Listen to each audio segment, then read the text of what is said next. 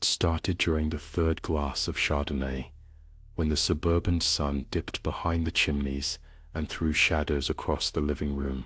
Janet stood by the window, glancing over her smiling guests. Barbara, Denise, Heather. The book club had become a ritual after long weeks, something to punctuate the blandness. She remembered how she loved these women, or pretended to, but lately their laughter sounded sharp, blade-like.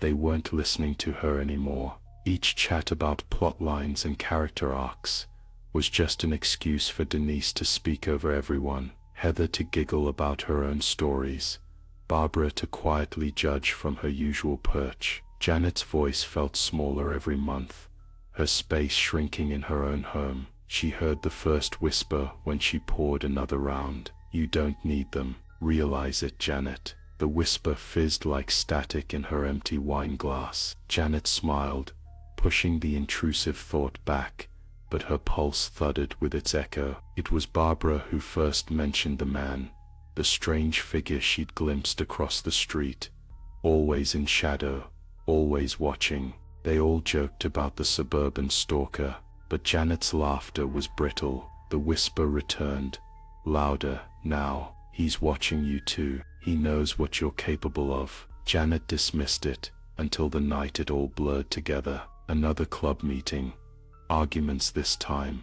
Raised voices about a boring book. The corkscrew gleamed in her hand, and in the slow unraveling of her patience, the whisper grew hands, cool and insistent on her wrists. You could make them listen. It happened quickly, as if she were outside herself. A crash, a cry, the flash of steel, scarlet blooming on carpet fibers. The whisper faded, replaced by silence, so dense it pressed into her chest. That night, in the dark, Janet saw the silhouette outside her window again.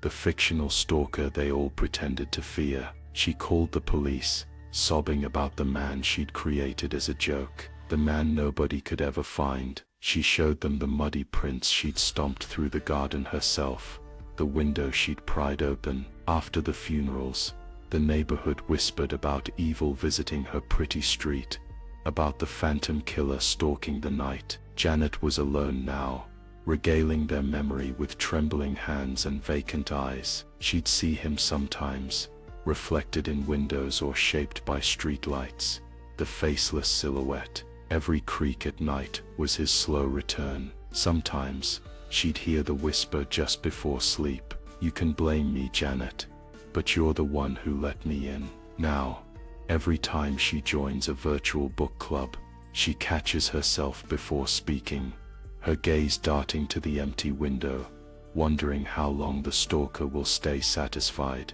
or if one day he'll ask her to finish the story.